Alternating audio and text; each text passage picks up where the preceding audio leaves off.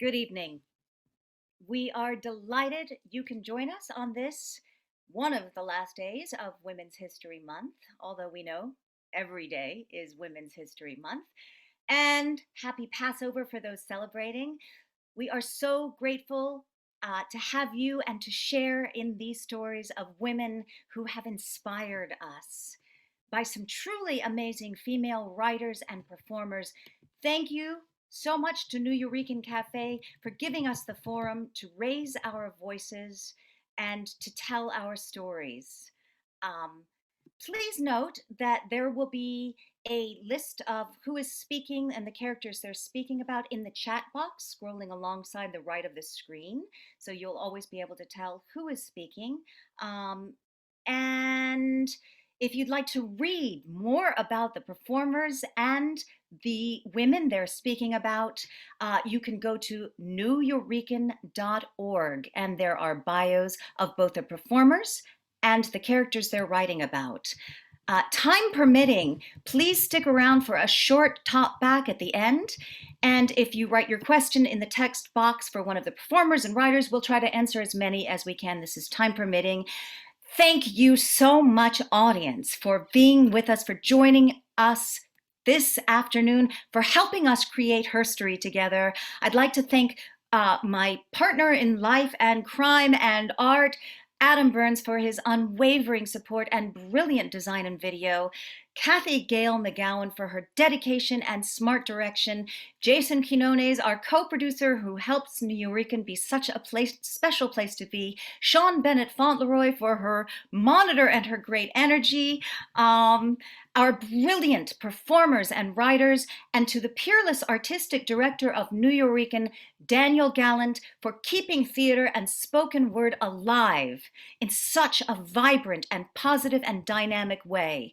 A little bit about New Eurekan Theater. It's a wonderful theater I believe in with all of my heart.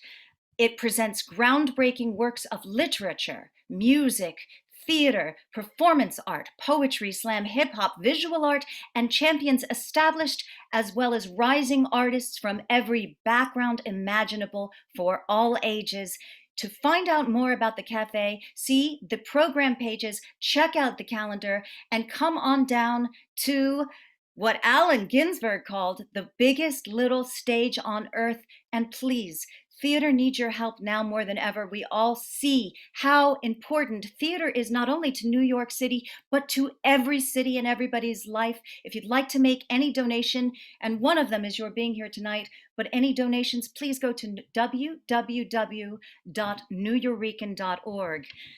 I would like to dedicate this evening to these great women we are channeling tonight, these women who have dared to risk losing their faces, their spaces, sometimes their very lives, to raise their voices when told, you can't do this, be quiet, and who have dared to speak out, speak up anyway, who have helped give voice to the voiceless and to break through that glass ceiling and show us that we were all born equal and we are all entitled to equality.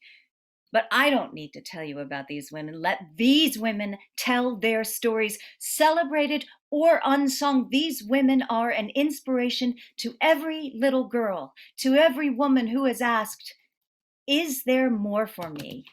As Gloria Steinem said, feminism is not women as victims, but women refusing to be victims. How do we reclaim our collective herstory? By raising our voices and telling our stories, one story at a time. And if you could take this moment, audience, to make sure your videos are off and to please mute yourself, and most of all, enjoy the show.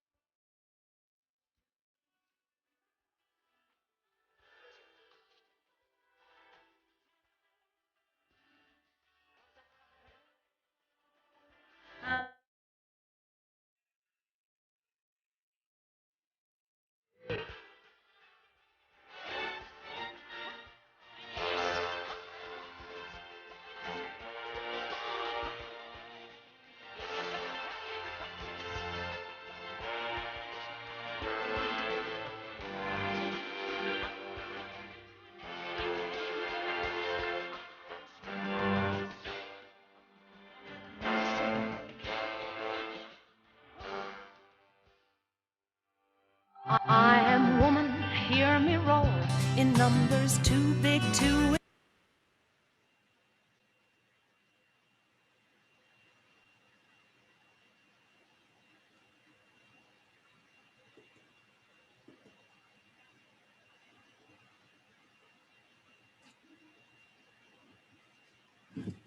Can I be seen?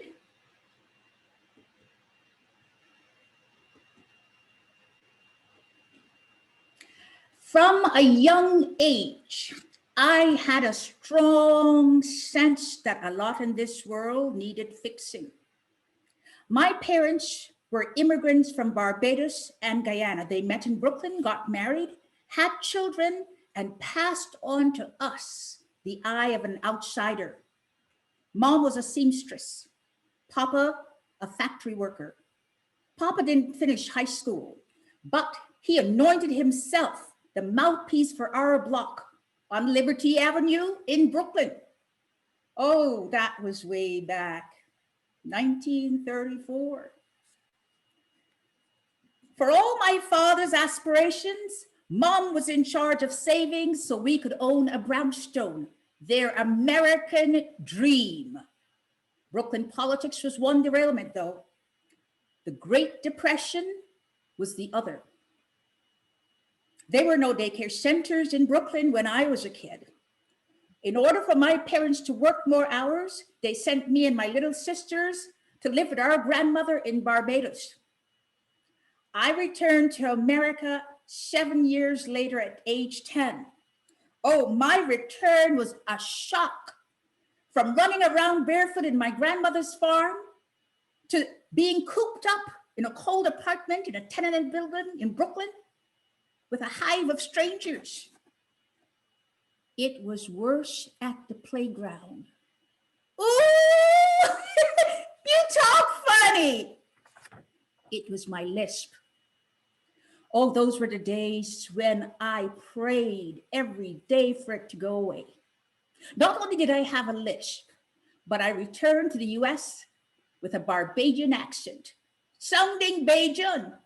Oh, the other kids had accents too. They were from Georgia, some were from Mississippi, some were from South Carolina, some were even from Puerto Rico. You too black to be playing near us. Look at her hair. Girl, your mama don't know how to use a hot comb. Monkey, monkey, you look like a monkey. I am not a monkey. I'm not a monkey. Mom, they keep calling me monkey. Oh, Shirley, don't worry with them. I'm sad about this world we're living in. I am so sad. I've been called all them names Shirls. That's what them in power want us to believe, that people that's darker skin is less than. And our own people swallowing the propaganda and putting it and troubling each other, talking about each other like that. They're forgetting what this is all about. Black skin is not a badge of shame, but a glorious symbol of greatness. Papa was a staunch Garveyite. Those were Marcus Garvey's words. He kept repeating it. Black skin is a glorious symbol of greatness. Oh, things were so different in Barbados. In Barbados, I was one of the smartest, most popular girls in my school. At PS 28, I was shrinking. Thanks for coming in, Mr. St. Hill. Yes, it's about Shirley. She's doing fairly well, enough in all her subjects, except US history. Well, she's been in Barbados since she was 3. She only just came back, but that's no excuse, Mrs. Kramer. This will not do. That's right. She's an American now. And if she keeps this up, we'll have to put her back in 5th grade. This is what she handed in for homework. Scribbles. 10 years old and she still doesn't know how to print? This will not do, Mr. St. Hill.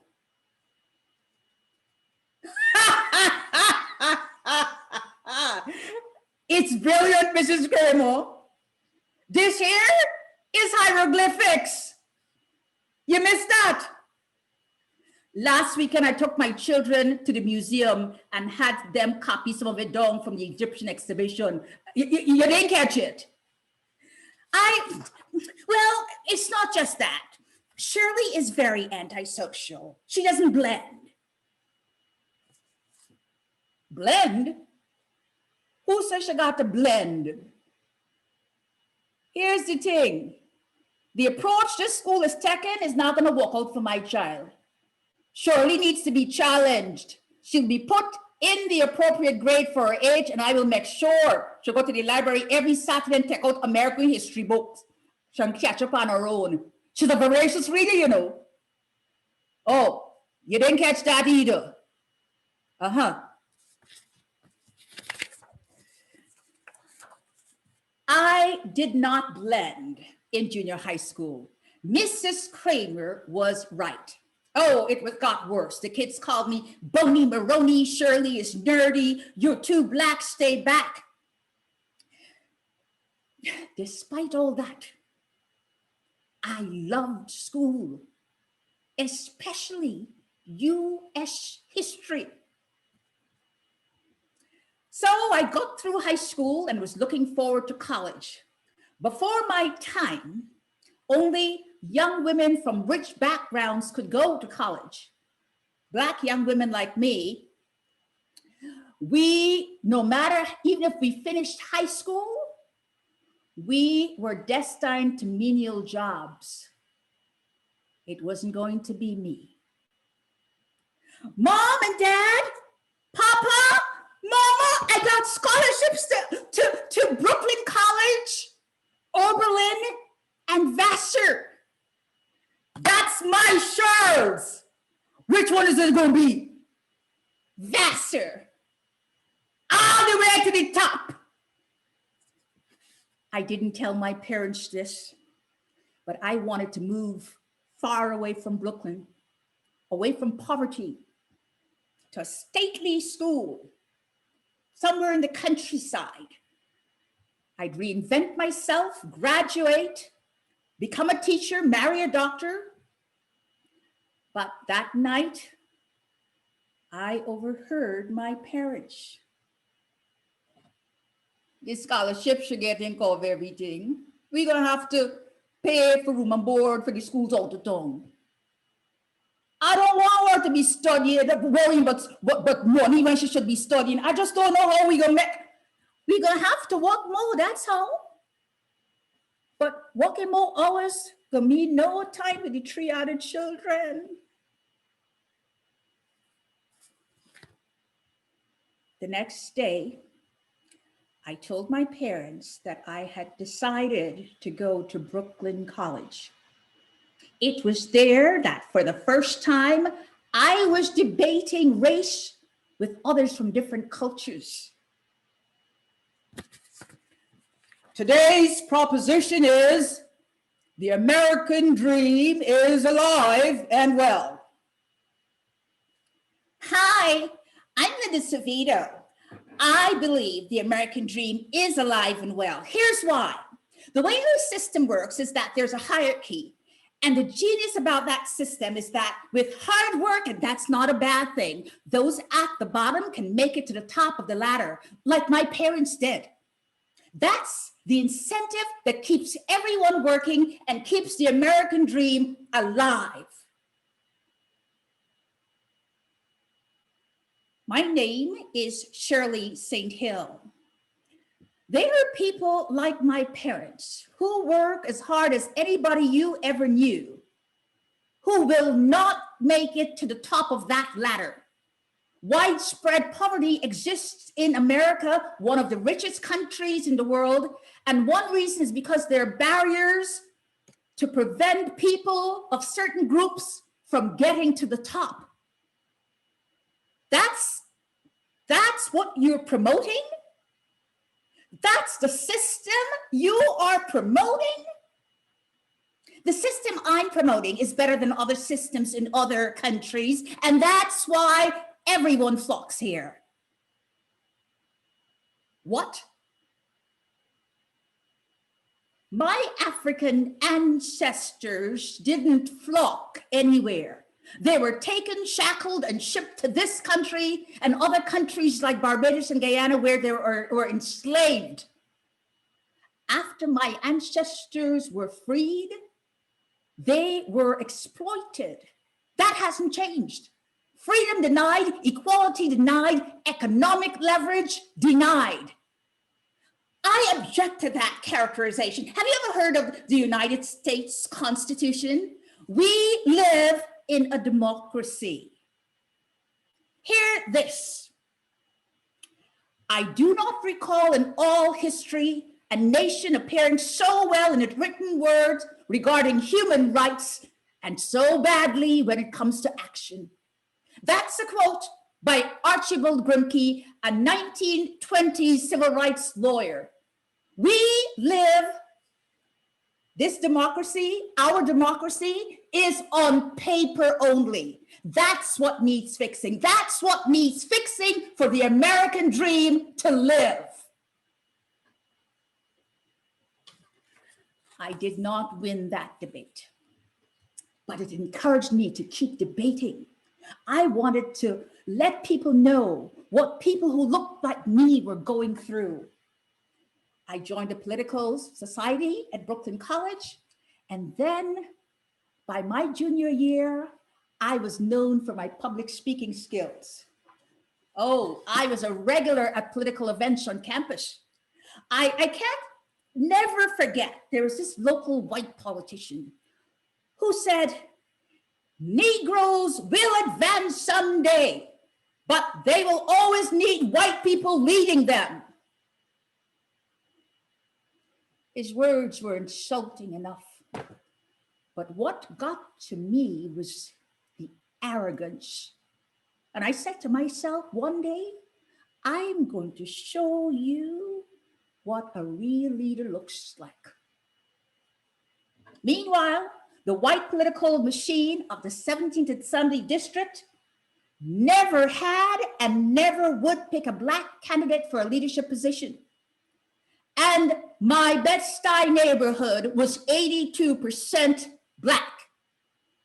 After college, I joined an all-Black political club that would challenge the white political machine in Brooklyn. And that was the beginning of my fight for social justice. I became a New York State Assemblywoman and went on to become the first African American Congresswoman. And then I ran for President of the United States of America.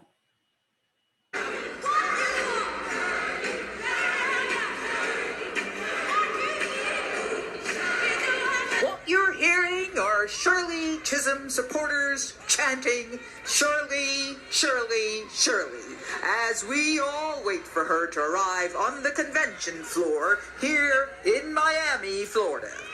We're all wondering, what is Shirley Chisholm going to do? What a journey this has been. Along the way, I have reminded every girl, boy, man, and woman of their worth and to speak truth to power. I've given women word that men will keep things going their way if women allow it. And I've given men word that a more unified and successful republic will be ours with women as a collective force in our political system. You've seen that I have not prescribed. You've seen that I've not accepted the limitations prescribed for my race, just as I have not accepted the limited roles for my gender. I will not allow another group to continue purporting to be what they are not. Equal is what we are. Equality is the destination as we continue to march towards a true democracy. And ladies, I'm going to tell you like it really is. It's time to speak up and stand with each other all the way. It's time with our doing to make this world look more like us. Yes, it's time, women, for us to lead the way. And don't forget, they may not have a seat for you at the table. So take a folding chair. Thank you, and may God bless you.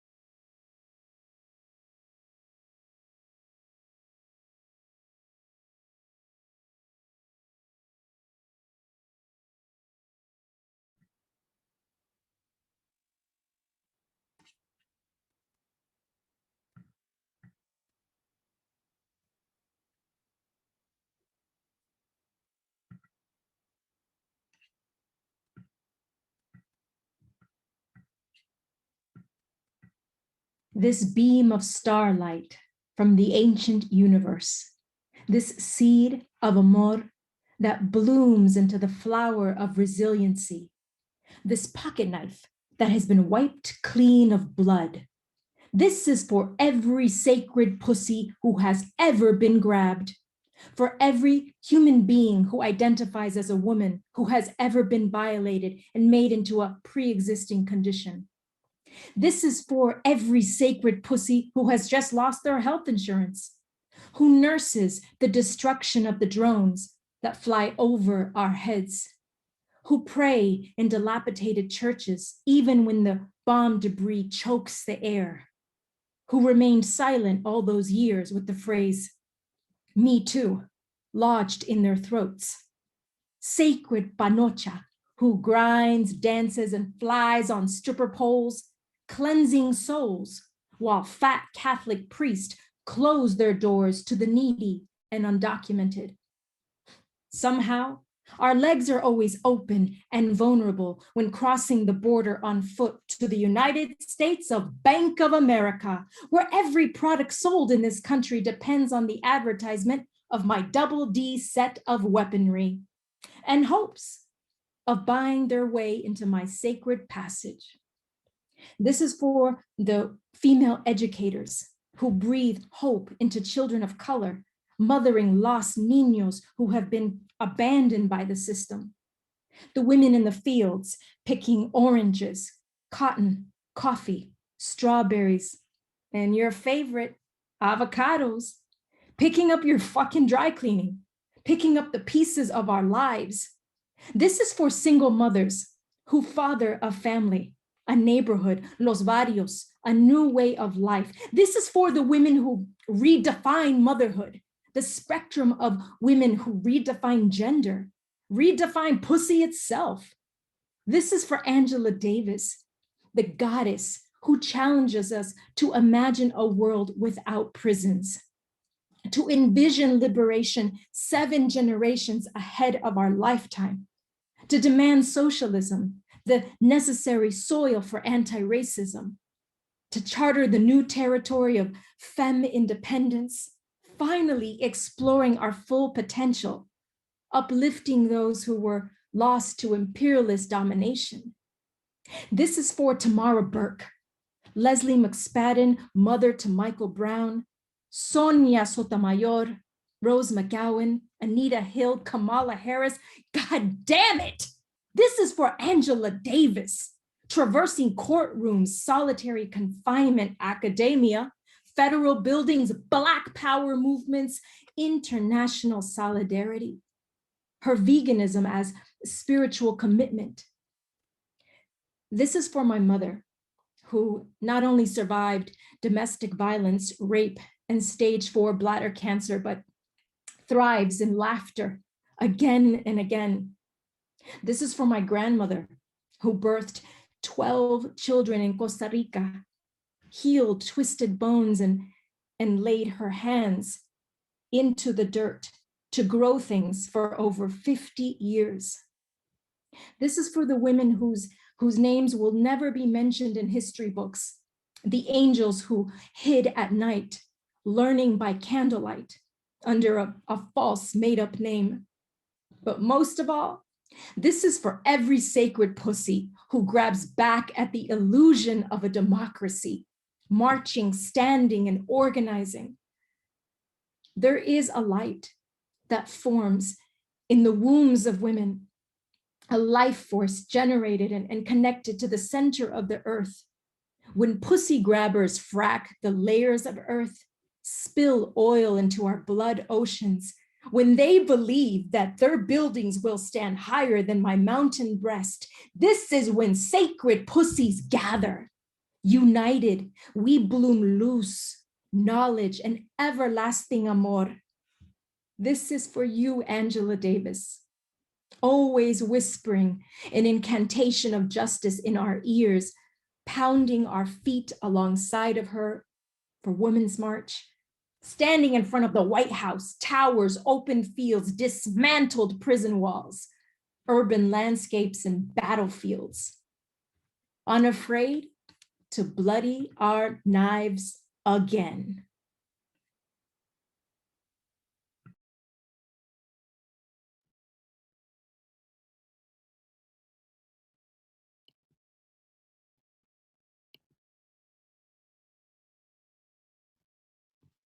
How? How to write about Zelda? Where to begin? Where to end? Is there an ending? People don't go anywhere, she assured me as she was dying from cancer. Those glorious last afternoons in her bedroom, resplendent with sunshine, the March daffodils just daring tentatively to show their delicate faces, where she finally rested. I'm still curious. Every day I wake up and think, what's gonna happen in the world today? And that curiosity drove her throughout her life until she breathed her last breath entwined in my arms. People don't go anywhere, honey. Love doesn't go anywhere. Mom, why don't we have a party? I carefully asked her only a few days before. A party with some of your friends, the feminists you worked with. No, honey, I don't need that. They don't need that. It's all fine. I'm fine. I've done what I need to do. It's up to you, young people, to take over. But Mom, they don't. Younger women, they don't even know, they don't appreciate what you. I couldn't imagine that a force as large as Zelda, as meteoric, could just disappear, go silently into the night, that the earth shouldn't shake or open up, and that the whole world, or at least the world of Richmond, Virginia, that she'd love to rock, to bait, to go, to prod, shouldn't tremble, quake in the throes of her exit. Looking back, I think I was trying to express something that I knew lived somewhere deep inside, something inside of myself that curled up like a fist, but didn't care to admit.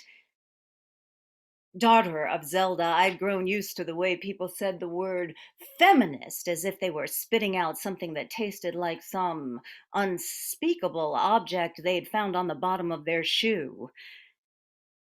Had I overlooked, or had I been even a little bit ashamed of the word too? The intonation of a bra-burning, castrating hag was something my boy-crazy teen self didn't want to exactly accentuate. It was later in life when I was able to fully realize, began to take on the enormity of what she'd done for me, for all of us. How to write about Zelda. It's okay, honey. They don't need to know they're living it. How can they know what they're missing if they've always had it? And that's good. That's how it should be. That's what I fought so hard for. So you could have choices. Choices, choices, choice. I see her in my mind's eye, a chubby young girl in her hometown of South Carolina, strangely dark-haired, strangely other, unwieldy, uncomfortable in her overripe 16-year-old body. Her mother, dragging her shamefully, brusquely to some kind of a clinic. Hard to even imagine what it looked like. I implicitly just knew something very bad happened there that was shrouded in mystery. When she spoke of it, she only said they called them back alley abortions back then, and if you were lucky, you lived through them and you never spoke of them again. Zelda, you ought to be ashamed of yourself. You're nothing but trouble, always trouble. Trouble, Zelda. County Clerk's Office, Greenville, South Carolina, 1937. No. Granddaughter of mine will be named Shirley. What's a Shirley? We didn't come all the way to America to be a Shirley. A name to be forgotten now, Zelda. Like Zelda Fitzgerald, now that's a name, a woman to be remembered. And so it is. And so the story of Zelda unceremoniously began in a clandestine showdown between my mother's overly zealous grandmother and the county clerk's office in Greenville, South Carolina, amidst a halo of shame and triumph, a leitmotif of her life. I went this morning as soon as the office opened, and I changed her name, and it's all legal and kaput. I told you, no granddaughter of mine is going to be named after that little Cupid doll, Shirley Temple. The rest is history. Or HerStory, as my mother would painstakingly correct me when she reminded me that our very identities had been inherited into the languages, the language we were born into, shrouded in the shadow of patriarchy. HerStory, honey, women making HerStory. Don't ever be afraid to tell your story. Born to be a rebel, Zelda spent her entire girlhood being groomed to be an obedient wife, to fall into line, to fit in, to not take up too much space, to attract too much attention. You'll never get a good husband looking so hefty. Slim down, Zelda. No second servings for you, young lady. Still, they whispered, always whispered. Even as a girl, they whispered, didn't her father leave them?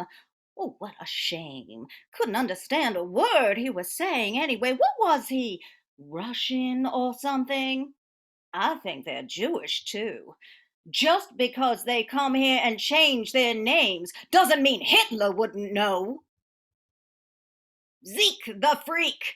Zelda smelled a fish, my mother announced, the childhood names she had bore, with her usual over-declamatory pride. Now I think to myself, that must have hurt. Daughter of a stern, melancholic woman, my mother had to become mother to her own mother.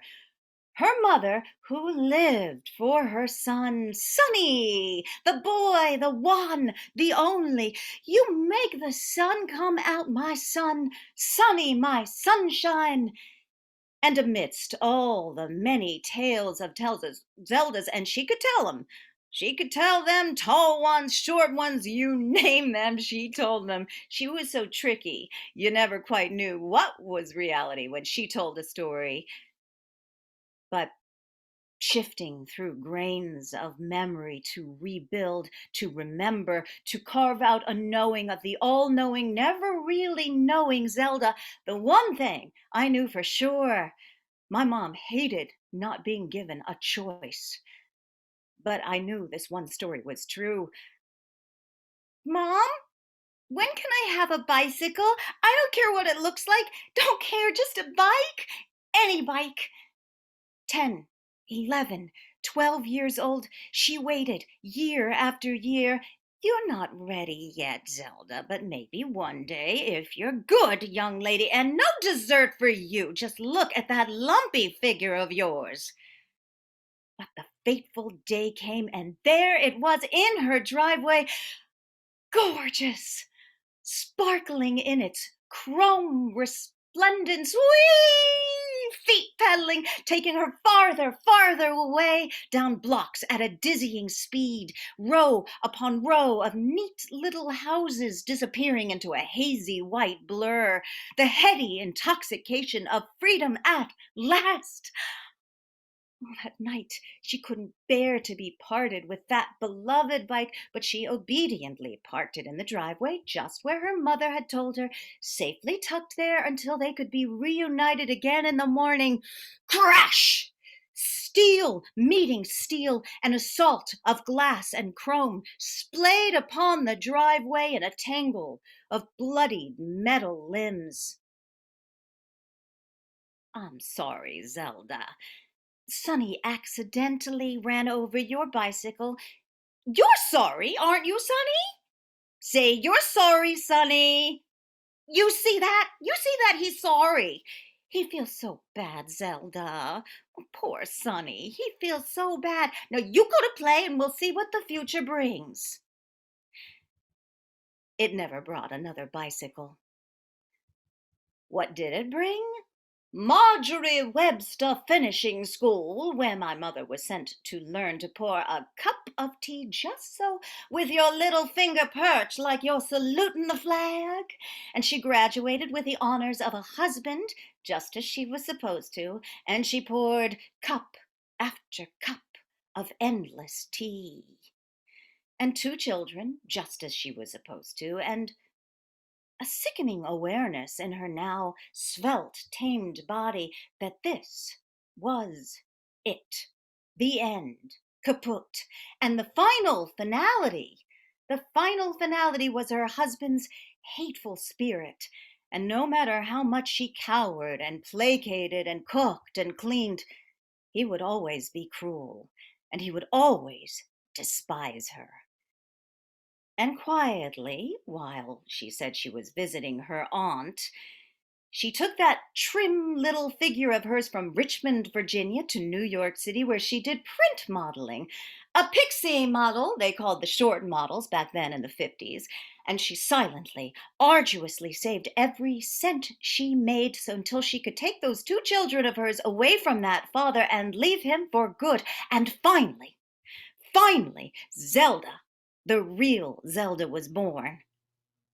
I have a picture of her from one of those shoots, the impossibly thin lady with a coy smile in a one-piece bathing suit, lit in a dramatic sliver of light, illuminating her jet black hair, the one testament to those days.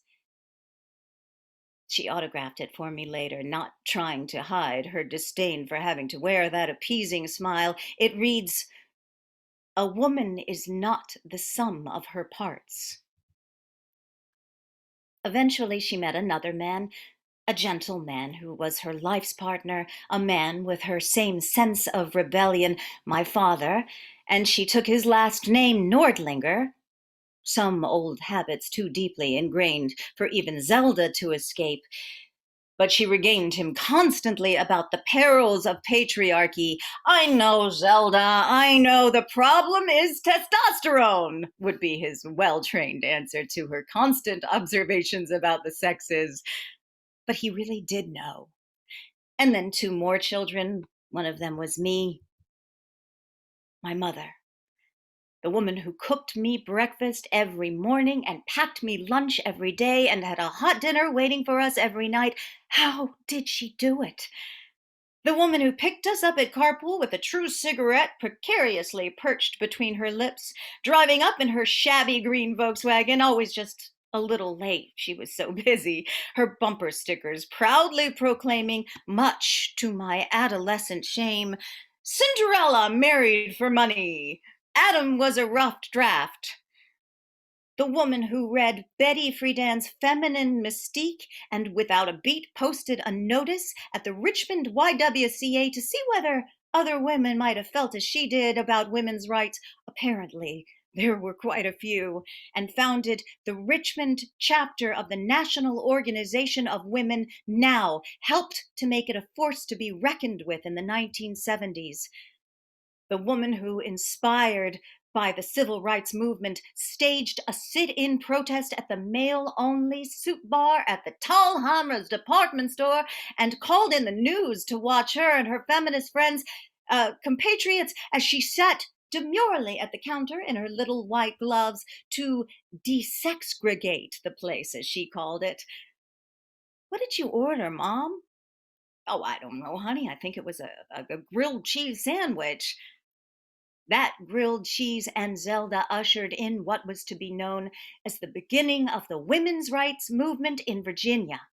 The woman who they tried time and time again to drive off the road as she relentlessly chugged along in her green Volkswagen to smuggle women across lines for abortions, who picketed, rallied, marched, and debated, and took on and chained herself to the walls of City Hall. A woman who did all of this when it was unfashionable, unheard of, and unprecedented. Her efforts ultimately led to the reform of Virginia's rape laws, public awareness for the Equal Rights Amendment, and won countless opportunities for women and girls to gain meaningful employment, have fair access to education and representation under the law, and pursue lives of self-determination however they defined it for themselves, so long as it was their choice. I faithfully brought her journals and her articles, many of them about Zelda Nordlinger's reprehensible behavior, written about her in the Richmond Times Dispatch, or the Richmond Times Disgrace, as she liked to call it. Trouble, trouble, trouble, Zelda, you're always trouble, the leitmotif of her life. The judgment then and even now from within her own South Carolina relatives. Over 500 journals, dozens of bursting boxes of them, hundreds in her neat, curling handwriting to the libraries. William and Mary, the Virginia Historical Society. Honey, do one thing. Just don't throw these away. Some people might want to read about what happened. They might want to know the stories. You never know. Now the Zelda Nordlinger collection fills 3 exhibits at 3 libraries, and a whole generation of women write thesis papers, accolades, exaltations, news reports. A founder of the women's movement, my mother, my very, very imperfectly perfect mother, who taught me how to make a damn good pot roast. My secret: 1 teaspoon of instant coffee grounds, and dragged me to rallies and took me to ballet lessons and karate lessons and taught me to question authority and not give a damn what anyone thinks, even though sometimes I still do. The pendulum always swings, she had warned me just a few days before leaving this earth. Oh yes, Mom, you were right. And a woman's right to choose what she does with her body, still a hot topic, a war waged upon her bodies, and equal pay, equal rights still on the line. Violence against women always the elephant in the room, and so much work to do, and so much work done, and so much ground paved. How do you write about Zelda? How do you begin? Is there an end? Ripples reverberate, they make waves, they retreat into themselves, and then they begin again. Honey, it doesn't matter what they know, if they know, how they know, who did it. The important thing is they have a choice. Be proud of who you are, raise hell. My lips curl upward in a smile now as I say it. I am a feminist, a non-mother by choice, proud to tell her story and the story of the Zelda in all of us. The lost little girl that knows deep down somewhere she deserves a better shot, a fair shot, and equal ground to stand on, and against all odds, raises her voice to say it out loud, trouble or no. And on the days when I forget that I have something to contribute, that I matter, that women can be a force of greatness, are a force of greatness in this world, when that forgetting happens and my courage eludes me, I can always, always summon Zelda.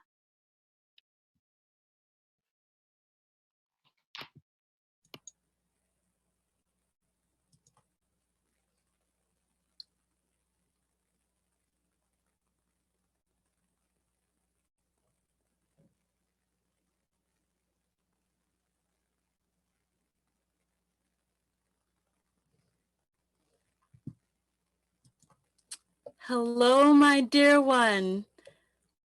Friday, May 1st, 1931. I hope that you're well. There's new things on the horizon, and since I've never been one to keep a diary, I thought I'd share this journey with you. The first of many letters. So first things first, a new muffler just arrived for my birthday. Very late as usual. Out of all us kids, Lucille was always the most handy. You could put a shoelace and a stalk of wheat in my sister's hand, and I swear you'd end up with Cinderella's ball gown. You know, truth be told, I have never worn the color red in my life, so I'm not sure where I'll wear this. I may just have to make my husband take me out for my birthday later this year. You know, the tricky thing about being a Christmas baby is that everything is closed for your birthday. He'll figure something out. He always does, as I'm sure you know. Anyway, despite how scandalized this makes me, I love it to pieces. Now, on to the meat. We're buying a house in Minneapolis, which by now you know. The paperwork should be done soon, and I cannot tell you how excited we are. We'll be missing all our friends and family in Duluth for sure, but to have a very own home? I can hardly believe it. No more landlords, and everything is on one floor, so no more going up and downstairs with laundry and whatnot, and I can finally get my baby girl a puppy. I think this is going to be the perfect place for a little girl who's 5 years old going on 30 to bloom into herself. I can't wait. Love, me. Friday, May 22nd, 1931. Hello, my dear one. Interesting news. We've just learned that our new home is much further south of the Minneapolis color line than we realized. We had no idea, and no one made that clear to us.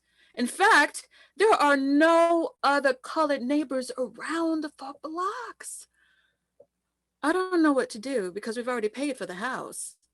I think we should try to get our money back, but that is not going to happen anytime soon.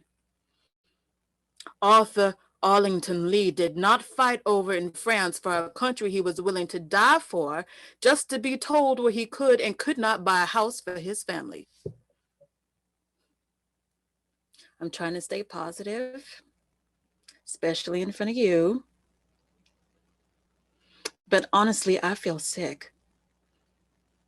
Before you start to wonder, yes, we have talked with some people at the NAACP to try to figure out what to do. They've encouraged us to go ahead and move in with their support. They think at most we might get a few teenagers bothering us, but you know, your daddy is gainfully employed at the post office, and I keep a quiet home. We're respectable people. I'm hoping they see that.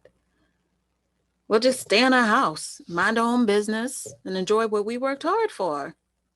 We just want what everybody else wants. Love me.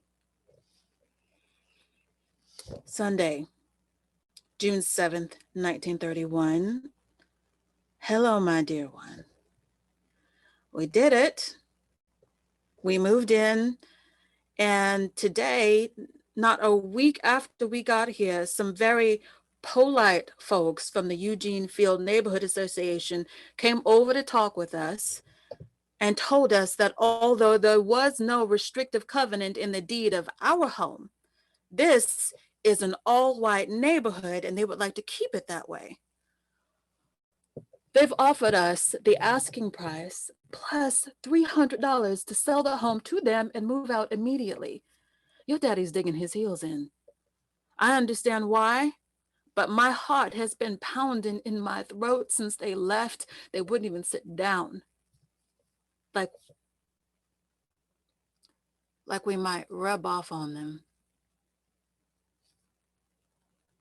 Mary, my sweet baby girl, I wanted these letters to be a kind of time capsule of this journey for you. I wanted you to have a memory of our hope and our victory. Well, I got the hope going. I'm hoping we can give you victory too. Love, Mama. Saturday, July 11th, 1931. Dear one, I am sorry to say it, but this has been a month of pure hell. Excuse my language.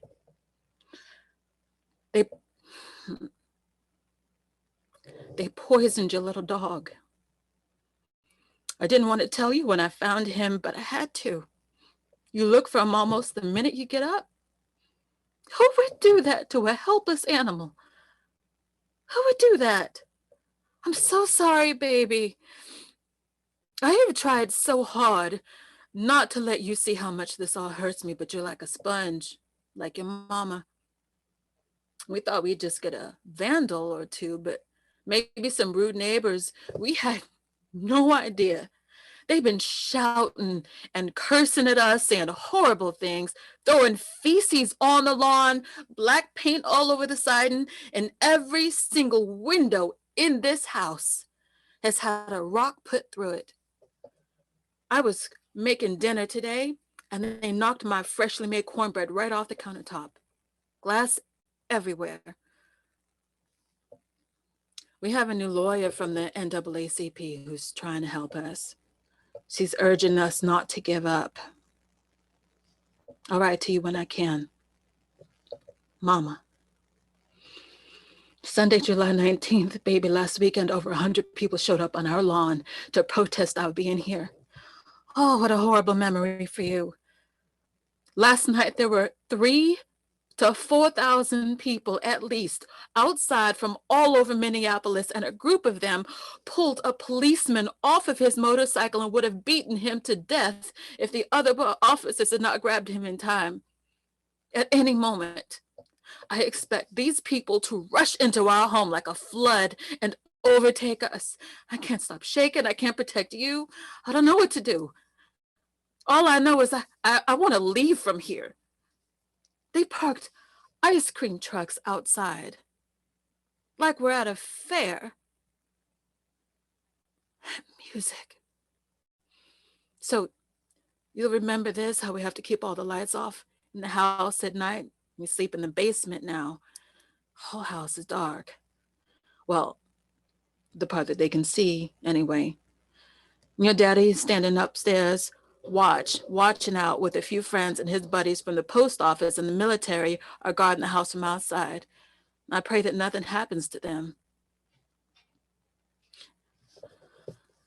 You know, as horrible as all this is, as terrified as I am for all of us, I know that we have every right to be here. I know that we have every right to live. If I can give you anything, it's knowing that what happened this summer had nothing to do with your parents or you or what you deserve. This new lady lawyer of ours said, Of course, battles leave their scars, but I'm willing to make that sacrifice. I think it's my duty.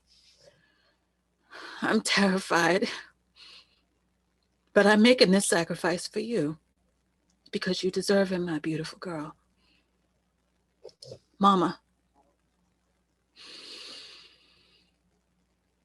Monday, August 31st, 1931. Hello, my sweet one. Today was your first day of school here. The crowds have mostly dispersed, but the police still have to escort you to school. It seems we've managed to stand our ground for now, our first summer as homeowners. I don't have much to say now, so I'll leave this letter unsigned and still until inspiration strikes. Mama. Thursday. Eventually, we moved into a more integrated neighborhood. Looking back, I can say this: you will have Black friends and white friends and will remember what I taught you. Keep your eyes open, but never choose hate. The NAACP will continue to fight to have restrictive covenants removed from deeds, but neighborhood associations will continue to find ways around it. And there are still those who are determined to keep people like us out of the promised land. But know this: you will always have a home in me and I in you. And no rock or violent word will ever dislodge that. Love, your mama.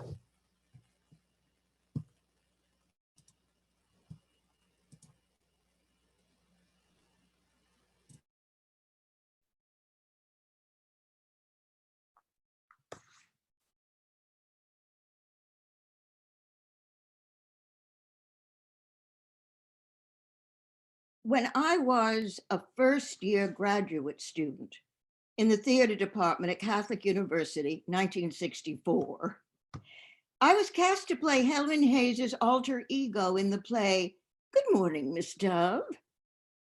I was told that Miss Hayes would be off book before the first rehearsal. So during a 2-week Christmas break, I memorized my part. When she arrived at the DC airport, I told her in my naivete that I had learned all the lines. Had she? Oh, no, she responded. I never learned the lines until I've been blocked. Newspaper reporters heard the exchange, and the next day the headline read, Miss Hayes disgraced at airport. Well, after that rather rocky start to our relationship, she knew the cast was nervous in the presence of the First Lady of the American Theater, but she was a marvel. I saw her stand in line at a reception for the White Sisters of Africa, shaking 1,000 hands before lunch. I sat next to her in the dressing room, hearing fabulous stories of her life, both personal and professional. She made us feel like we were a part of her extended family.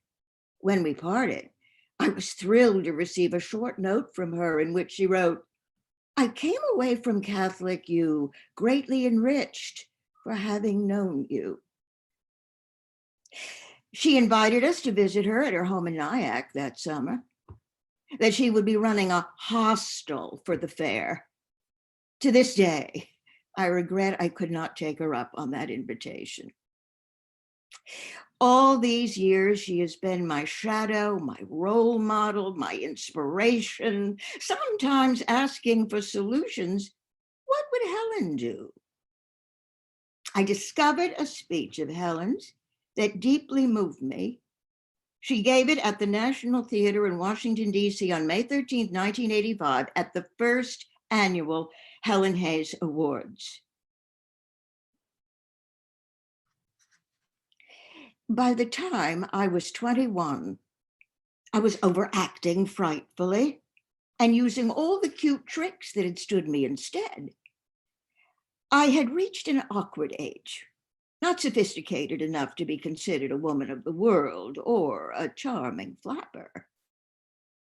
How lucky I was to be cast as Maggie Wiley in the revival of J.M. Barrie's beautiful play, What Every Woman Knows. It is my favorite of all the plays I've acted in. I loved her for her understanding and humor. In all my life in the theater, I've never had as many letters as I had about Maggie's famous definition of charm. Oh, it's a sort of a bloom on a woman if you have it. You don't need to have anything else. And if you don't have it, it doesn't much matter what else you have. It seems that nearly every good and wonderful thing that ever happened to me has been an accident, like going on the stage and falling in love with Charlie. One afternoon, I bumped into the playwright, Mark Connolly, who insisted I accompany him to a cocktail party. I was rather shy and sitting by myself when a good-looking fellow with curly brown hair and sparkling green eyes came over. He held out a small paper bag. Want a peanut? Thanks, I said. He poured a few in my hand and said, I wish they were emeralds. At that moment, I fell in love with Charles MacArthur. He was working on The Front Page with Ben Hecht about their experiences as reporters. Jed Harris produced both it and Coquette, in which I was appearing. Charlie would have nothing to do with me until he had a hit play. When it opened, Coquette closed for that night so I could go see it. When the first act curtain came down, I ran out and told Charlie, who was sitting with Ben on the fire escape, it was a big hit. He opened his arms and shouted, Helen, will you marry me? That was my marriage proposal. The next proposal came from playwright Maxwell Anderson, who said he wanted me to play Mary Stuart in his blank verse tragedy of Mary of Scotland. I said, I can't play that role, Max. The shortest person in the American theater to play the tallest queen in history. He said, I didn't write history's Mary Stuart, I wrote my Mary Stuart. I probed into his Mary Stuart until she and I were one. Because Helen Mencken as Elizabeth was much taller than me, I had to put 4-inch lifts in my shoes. The play proved to be what every actor dreams of. When you pass through technique, lose track of yourself, and become one with the role. I had always thought that Mary of Scotland from up above had said, that woman's been playing me all wrong for 2 years, and I'm going to go down there and set her straight. And she took hold of me. Every actor has one role he or she can do better than anyone else. Never was I so blessed as with Victoria Regina. After all my years in the theater, I can look back on a handful of moments when you transcend yourself and really get inside the character. It's like being touched by God. As Victoria, that happened to me once or twice. I had to age 60 years. I've always had to have some physical and vocal key. Then the artist and the spirit of the role begins to take form. I should be going from the soul and the spirit of the character and let the performance expand from that. But I'm concerned about the way of behaving, the voice, the outside things. I could not get her until I got her walk. The thought might be that a queen, as a queen, one should walk with great dignity. But I realized that she bounced when she walked into a room with great authority. In the play, on the occasion of Victoria's Diamond Jubilee, she remarks, It's very gratifying, to find after all these years that they do appreciate all that I have tried to do for them, for their good and for this great country of ours. We have been so near together today, they and I. As we were coming back, you were in front, Bertie, so perhaps you didn't see. It was just by Hyde Park Corner. There was a great crowd there. A lot of rough men broke right through the lines of the police and troops guarding the route. And they ran alongside the carriage, shouting and cheering me. And I heard them say, "Go it, old girl, you've done it well. You've done it well." Around that time, this old girl was dubbed the First Lady of the American Theater.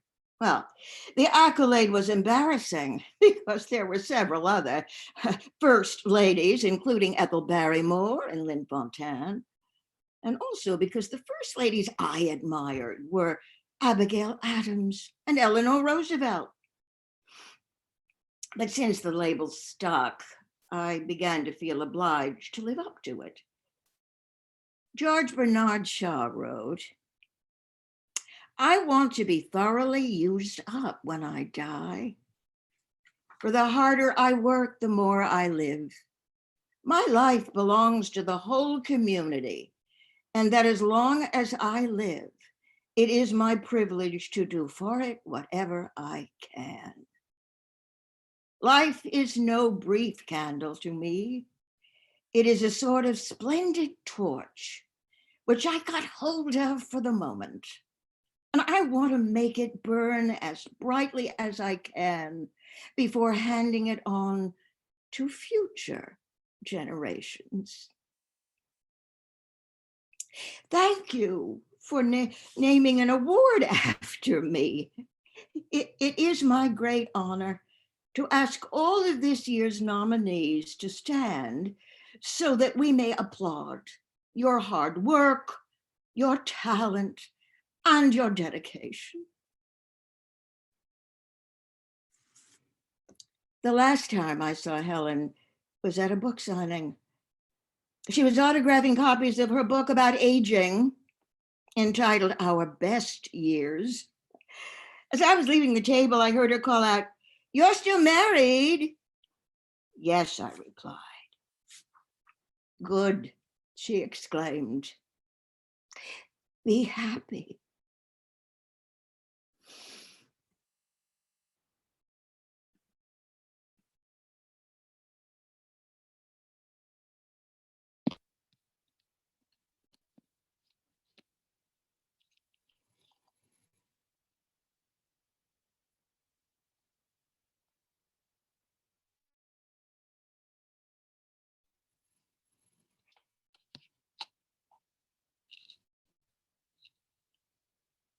An open letter to Ida B.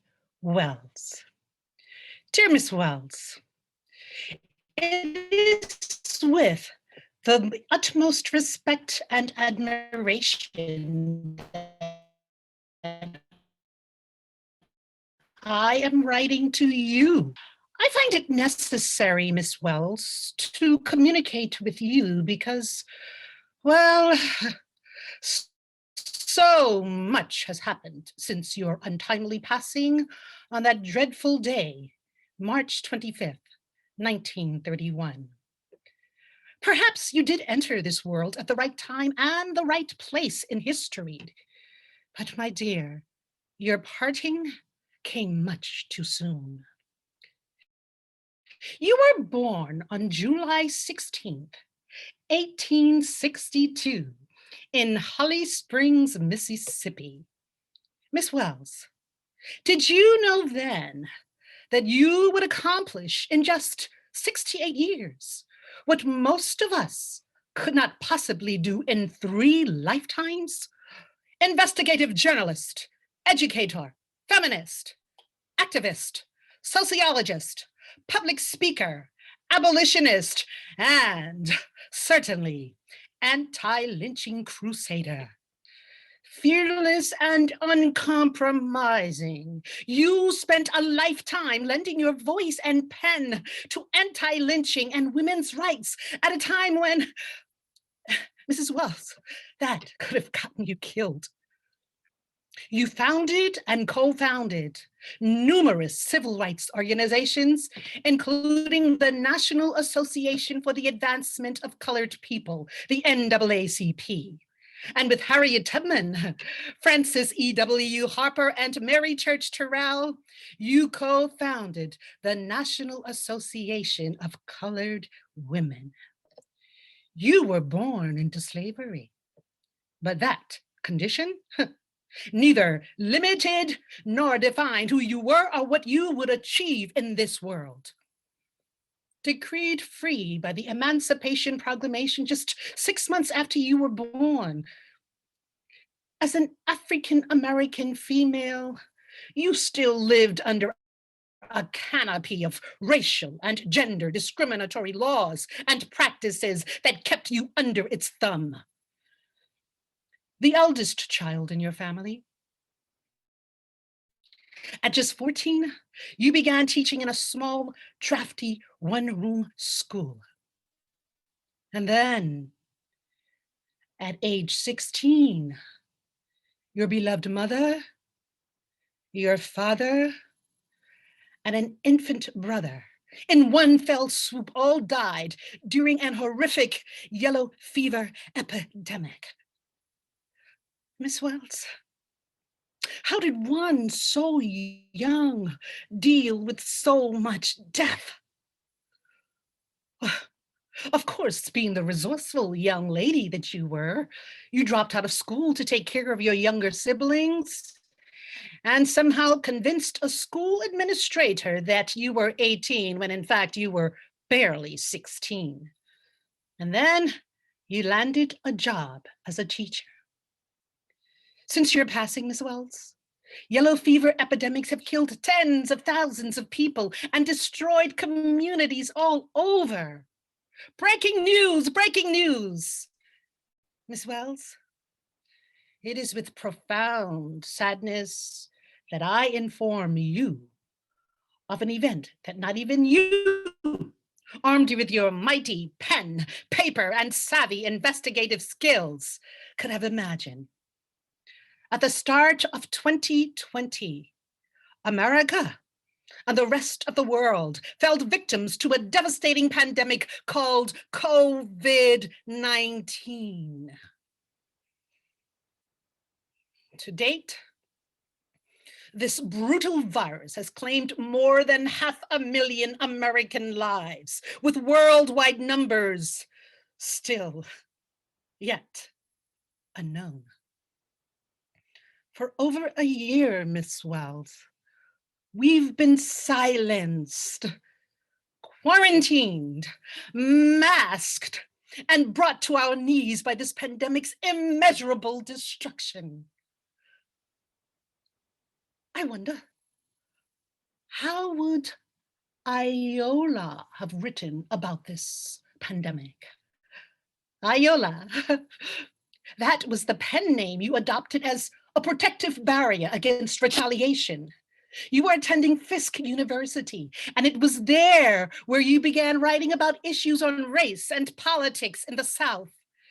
You published Southern Horrors in 1892, which mocked Southern honor as the commonly cited justification for lynchings. In 1895, you published The Red Record, a meticulous tabulation of lynchings in America. And then in 1900, Mob Rule in New Orleans, in which you documented mob murders and human burnings in New Orleans. You also published 2 popular newspapers, the Memphis Free Speech and Headlight and Free Speech. And by 1909, Miss Wells, you were America's most prominent anti-lynching campaigner. And at the National Legal Conference in the National Negro Conference in New York City on May 31st, through June 1st, 1909, you delivered a powerfully evocative speech entitled Lynching, Our National Crime. And in that speech, you posed this question: why is mob murder permitted in a Christian nation? What is the cause of this awful slaughter? This question, answered almost daily, and it is always the same shameless falsehood, and that is that Negroes are lynched to protect womanhood. I am only a mouthpiece, you said, through which to tell the story of lynching. And you told it so often that you learned it by heart. Did you ever imagine, Miss Wells, that you would lose 3 of your closest friends to lynchings? Or that in 1892, when you printed a detailed, meticulously investigated article denouncing the lynchings of men, women, and children, that you would be forced away from your home by an angry white mob, and that your office and newspapers would be totally destroyed? Oh, I can only imagine the kind of terror you must have felt back then. But sadly, I can also compare that to the January 6th, 2021 storming of the United States Capitol by another angry white mob. And they were supporters of Donald Trump, the 45th president of the United States. Now, that insurrection resulted in the US Capitol being locked down, forcing lawmakers to run and hide for their lives while others were evacuated in the nick of time. 5 people died. And more than 145 were injured. Appallingly and sadly, Miss Wells, that angry mob had the audacity to erect a gallows, complete with a noose, as they chanted, "Hang Mike Pence! Hang Mike Pence! Hang Mike Pence!" And Miss Wells, for your information, Mike Pence was the Vice President of the United States of America, who fell from favor with that angry mob. As you can see, for some, mob lynching is still considered street entertainment. And what about that train ride from Memphis to Nashville that when you purchased a first-class train ticket, only to be ordered by the conductor to move into the locomotive smoke-filled car for coloreds? What courage it must have taken when the conductor manhandled you and you bit him on his hand. How bold of you. And in a move that was as radical as you were for the times. After marrying, you insisted on keeping your maiden name because it was your identity. I applaud you for that. You were so ahead of the times, focusing on and championing wage equality and childcare for women. Did you know, Miss Ida B. Wells, that your many accomplishments would inspire generations of young women to follow in your footsteps? And I know because I am one of those women. You see, at an early age, I was compelled to earn a degree in journalism from Howard University because of the work you had done. You stood less than 5 feet tall, but in our eyes, you were a giant. Oops, this just in. And yes, I've saved the best news for last. You see, history was made when the 46th president of the United States, Mr. Joseph Biden, who was once vice president to America's first Black president, Barack Obama, chose Kamala Harris, a woman of color, as the nation's first female vice president. Miss Wells, I certainly hope that makes your day. And now, with an abundance of gratitude, I bring this letter to a close by quoting your words. The way to right wrongs is to turn the light of truth upon them. I remain respectfully yours, Sandhi Smalls Santini.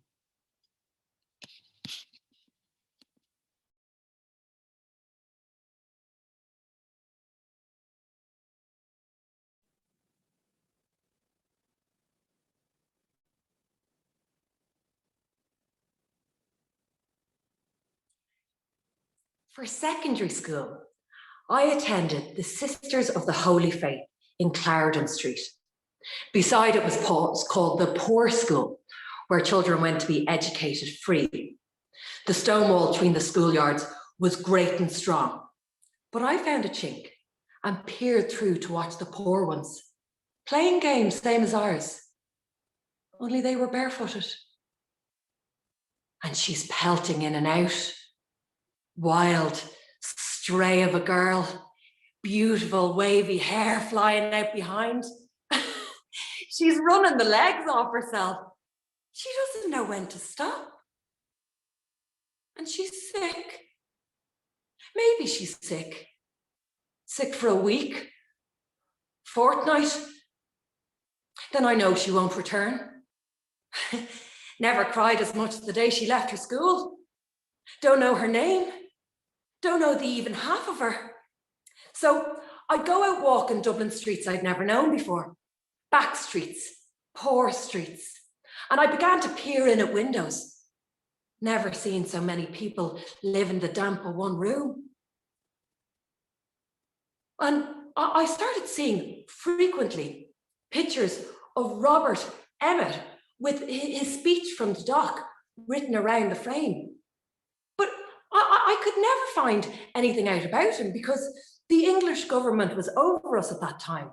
We were not free. We live over our business on Sackville Street, right opposite the post office. Up the road is Noblet's Sweet Shop with delicious caramels shipped from Liverpool, sold by the pound in thick white bags with lettering in gold. Tram boards with different colours. Clonsky is yellow, Rathmines is red, as trams shunt from Nelson's pillar. Go now, Dalkey, go now, Bray. When I leave school, I become a cellist in a picture house. And I wasn't too good up here. You know, I would always say what I thought I ought to say and do what I thought I ought to do. That's the silly fool I was. And one day, I'm running for the tram when don't I trip the heel of my boot in my petticoats. Twangle of cello hitting pavement, sheet music dancing along the footpath. And holding out her hands, kneeling down. Come on now, love. Well, hello, I say, I know you. She's grown tall the last 3 years. Had to meet in secret. Couldn't bring her home to my mam. Molly isn't a cut above pig's swill. Sundays after mass, we meet at Sandymount, walk the Strand. I bring her stockings, moss roses, and sandwiches. She teaches me of Robert Emmet, how Britain is the ruin, how Britain is ruining our country's hope, how we claim this sand our own, this sea, this sky is ours alone. Our words brought back inside our mouths, our Voher Changa Brat Nuarish.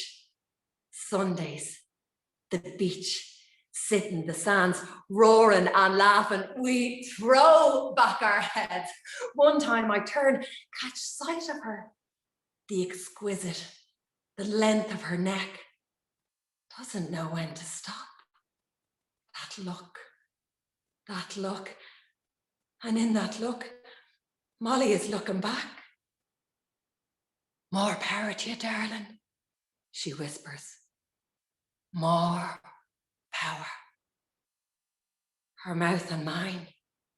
I drown, I die. A kiss, her mouth. She holds me. We look out over sea and sky.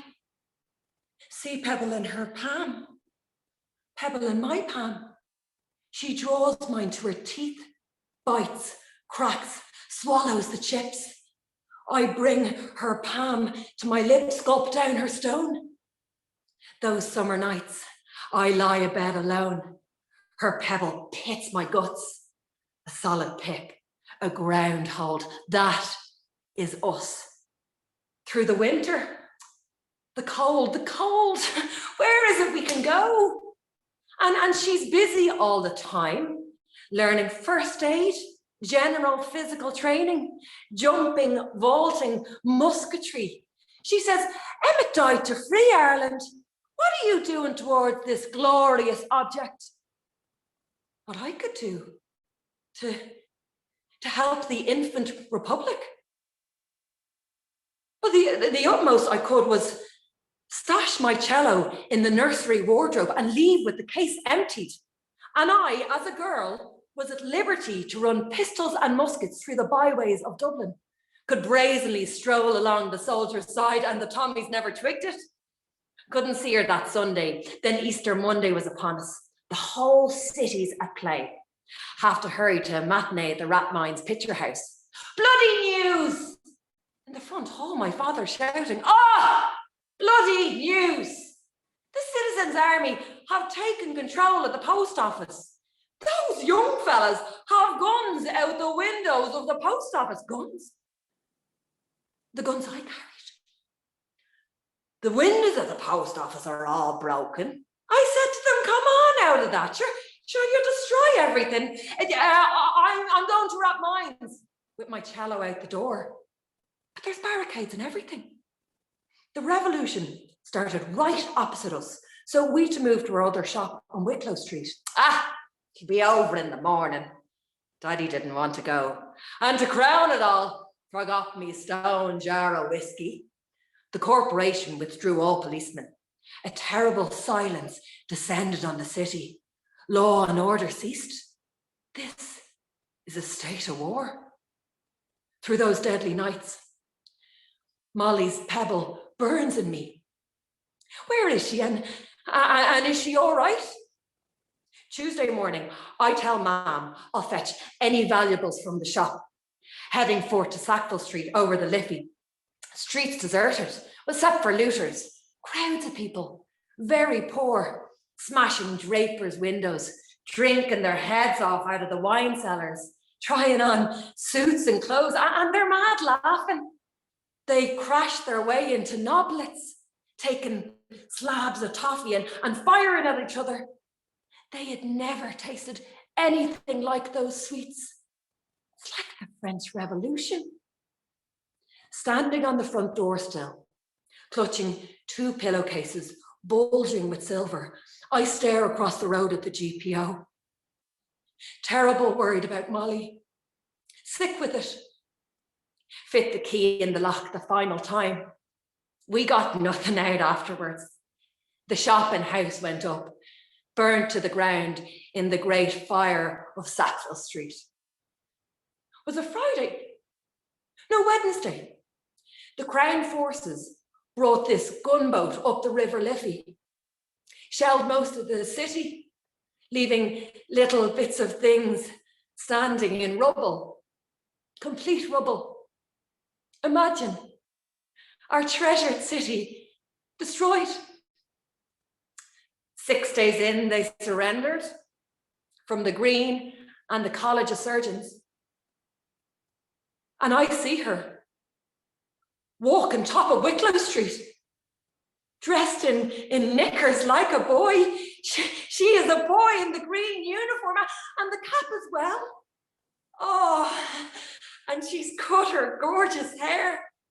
That is Molly, walking 4 point of the blade, jaunty striding her still, even in her surrender. Molly, I'm calling, Molly! but she walks still forward. Pebble her belly, never look side to sea. Was the last of her. Never saw, never heard of her again. Can't talk of her, can't think of her. Each day her pebble rises from stomach, my lungs, my throat. That sea stone is her life, her mind, her mouth on mine. Each day her pebble rises and chokes me silent. And today, with I do today to say, I do today to Ronald Mooner, banker. I do. I don't. I block these words in stone. Her pebbles spitting up. I turn to where?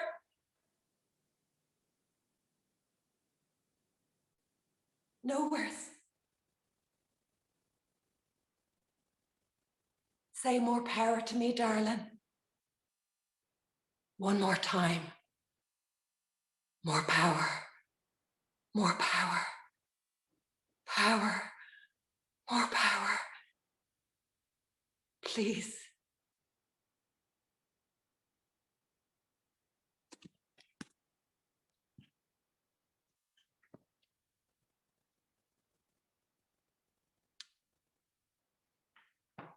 More power indeed. Oh, my heart is so full, and I know so many of, I'm so grateful to all of these amazing women. But let's please, performers and writers, directors, please put on your screen so we can all take a virtual bow for our audience. Please do put on your screens and be recognized, and we cheer you on, all of you, whoever is still here. Bravo! Bravo. What an amazing and important afternoon. Thank you so much. I will send this over to Kathy. We have time for 5 minutes worth of a talk back. So whatever performers, directors, and writers and audience can stick around, please do keep telling your stories. Take it away, Kathy. Thank you, everyone. Thank you for coming. This has been just a wondrous time for Romy and I and all the performers, and we're so happy that you're in the audience. We're going to let you drop some questions in the chat when you can think of them. Please do so. We're going to have time for a few. And I'm going to throw the first one out to these writers and artists that are here with us right now. In writing about these incredible women, and in researching, writing, and then for most of you living through them on virtual screen, did you feel your own center shift? Did you experience a change in how you see the world, and what is that change? If anybody can articulate it. I know it's a big question, but anybody raise their hand, want to answer any of our artists? Hi, it's Ingrid. I raised.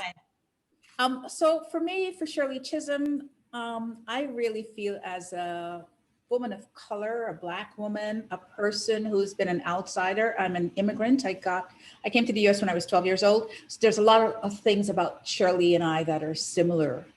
And of course, she's a whole different generation, but it's funny how it's still so very much the same.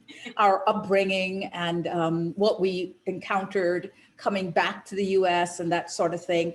And I think what she has helped me with is to become my truer self. She dared to be herself. She was not really embraced in a lot of ways. She was not favored. She was not the one that was the beauty. She was not the one that was, she had a lisp. She was dark skinned. She had nappy hair. All these things that did not make her feel, or she was not supposed to be in. She was not in a circle, you know, she was not accepted. And she said, I don't give one shit. I am going to be totally myself. And thanks to her parents who gave her that foundation and that love and that support, she thrived. And there's something about that that's making me be that person more today than ever in my life. Bravo. Thank you so much. Anybody else want to riff on the question a little bit or have any feedback? Can you repeat the question again? I kind of got lost here. Researching the woman that you portrayed and lived through, and as you found out more and more about Helen, for example, how did it shift the way that you encounter the world, or what was the biggest impact she had on you? Oh, I think that probably her biggest impact on me was the fact that she was not just a huge, iconic actress dubbed the First Lady of the American Theater, but she was a human being. She had compassion, she had integrity. She really inspired so many people, gave of herself to causes, started a wing at the NYIT hospital for respiratory ailments. I mean, so for me, I'm just a little peanut in the emerald bag. But what I'm saying is, I've channeled her so long in my life, and now I just want to share her story and get it out there. Thank you, Mary Lynn. Anyone else want to talk about reliving their woman, or how their research and living through this person has affected your life personally, or changed the way you see the world? Sandhi? I can. Yeah, I am. While I was researching, all I know. Oh, your volume's out. I think Shaun, in the meantime, has a Shaun Benett Fauntleroy in the meantime might be able to speak. So much about Ida B. Wells. I learned. Hear me now? Yeah. I learned. Can you? Okay. Can you hear me now? Yeah. Okay. As a very young girl, and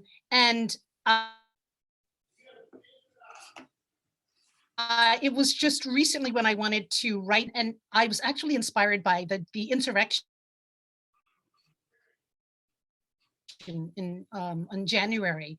That whole, she wrote about this. How many?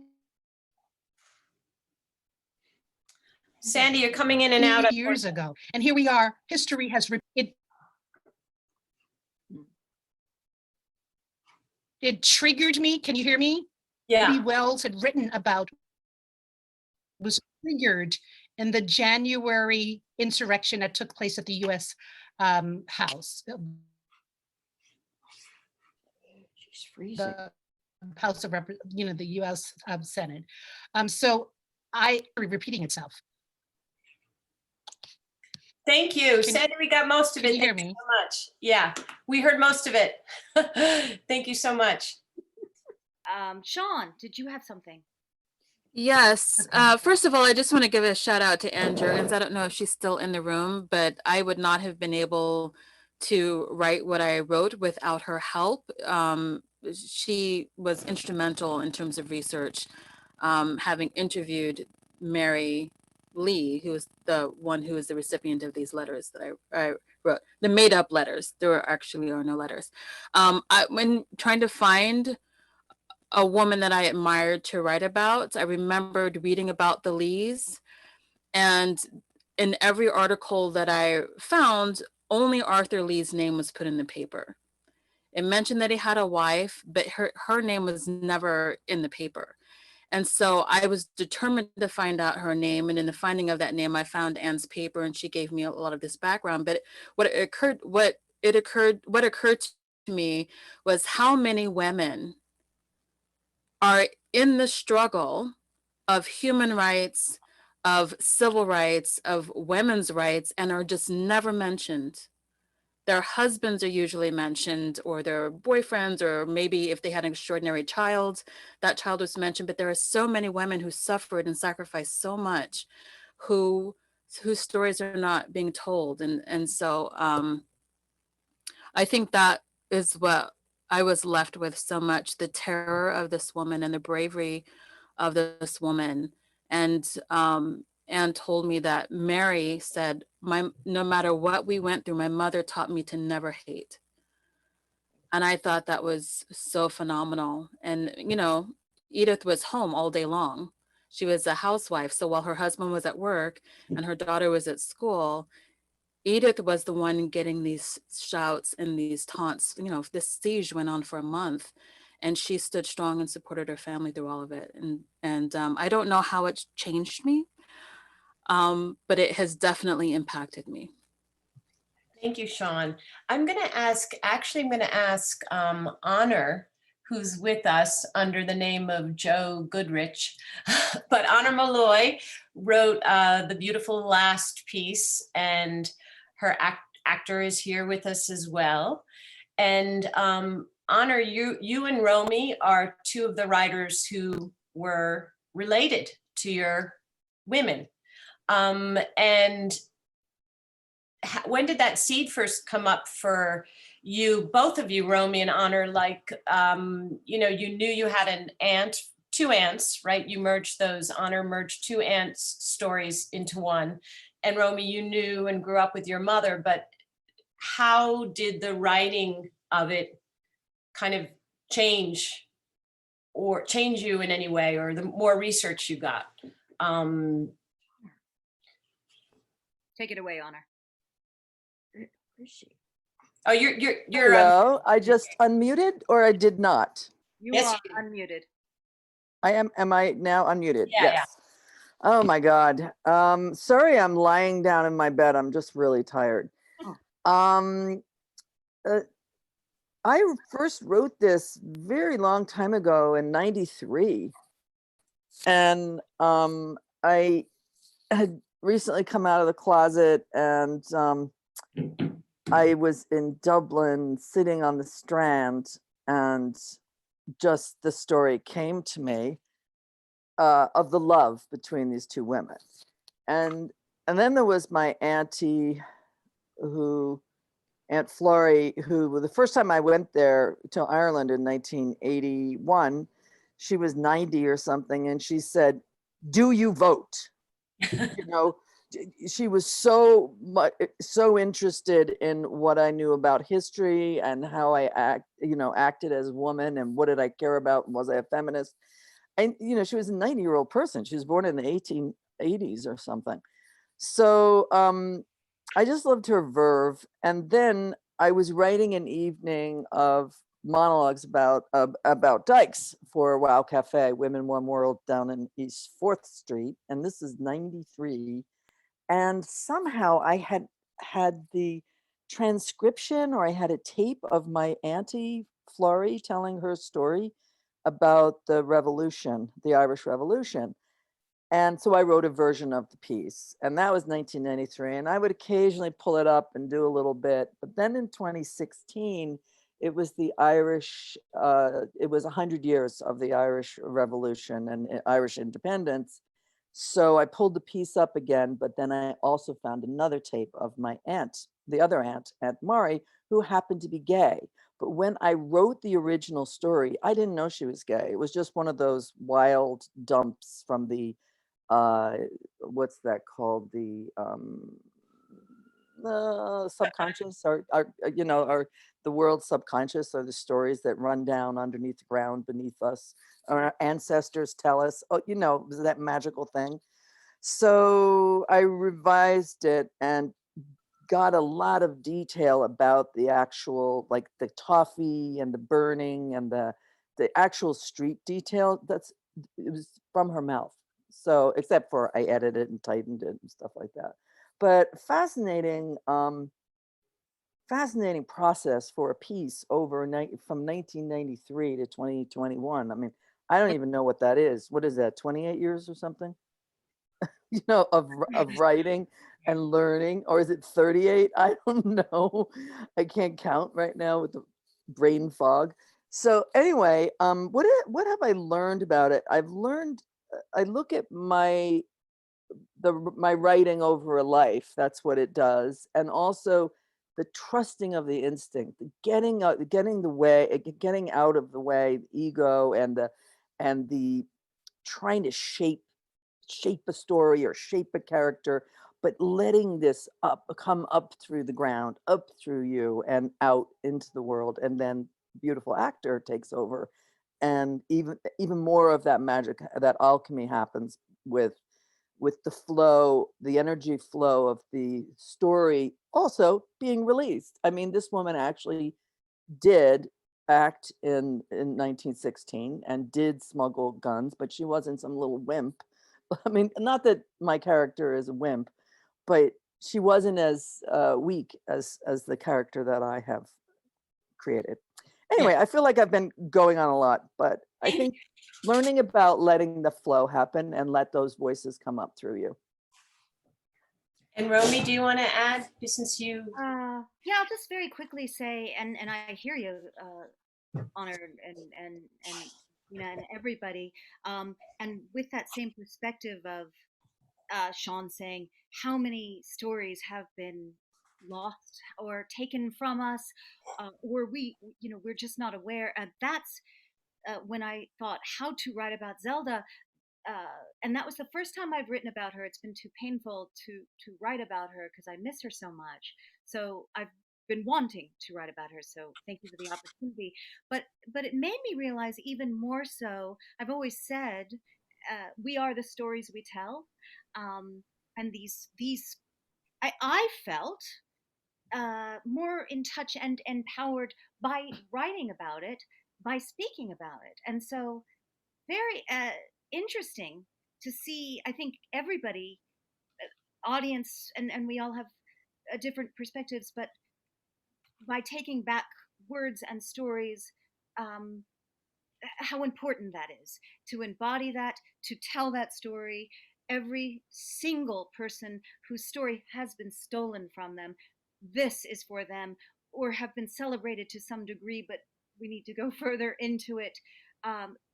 And it's owning the words, and by reliving it also as a performer, it's very empowering.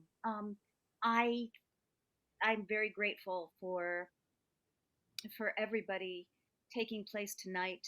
I'm going to use this as a segue because we've gone over, if that's okay, because I was going to come on again, unless there's something burning Kathy wants to ask or somebody wants to ask, only because we've gone over by already 23 minutes. Raquel, did you want to add anything about your experience in writing? Yes, is there any Davis, you were the last. We haven't heard from you, so I just was going to give you an opportunity before we sign off. Sure, absolutely. I will just say a very short statement that looking back on the life of Angela Davis, what she was persecuted for became normalized. So I think that what I realized, what she had been imprisoned for was later what she was celebrated for. So I think that's the way to think about the actions that we're creating, and that now, what is termed bold or rebellious or undemocratic or illegal, even like what we call, I was just thinking about Black Lives Matter when they call our actions illegal. I'm like, 20 years from now, I hope that that's normalized. I hope that is. So I think that Angela Davis saw in her lifetime her own actions come to full circle. The same. She was fired from the college campus because of her communist ties, and then later she was awarded an honorary PhD at that same very campus that had her taken out in handcuffs, right? So I'm just thinking about what an incredible gift to see your actions come back to see them celebrated in one's own lifetime, but know that in our own lifetime we may not see that. And so I'm just thinking about just keeping the actions and knowing that perhaps even the next generations will continue to live in our footsteps. Thank you. Beautifully said. Thank you. So are we ready to say goodbye to this project and this night, just for the moment? Yeah. Mary Lynn has a. No, I just wanted to. Oh. I'm waving goodbye to That must be our everyone. cue then. Have a That happy must be our Easter cue. and a happy The Passover. after party's at your house, right? Come on down. I know. Very quickly, thank you again, audience. Thank you to New Eurekan. That's newyourekan.org for donations. Thank you, audience, for being here. Thank you, amazing performers, writers, directors, all of you. And please keep telling your stories. And for any more information you want to see, read about, the bios of the writers and the performers are on newyourekan.org, where you can also give any donations. Thank you, Jason Quinones. Thank you, Kathy MacGowan. Thank you all. Thank you, audience. Brava. Brava. Thanks you all. Thank you. Thank you. Everyone. Wonderful. Everybody. Thank you. Thank you.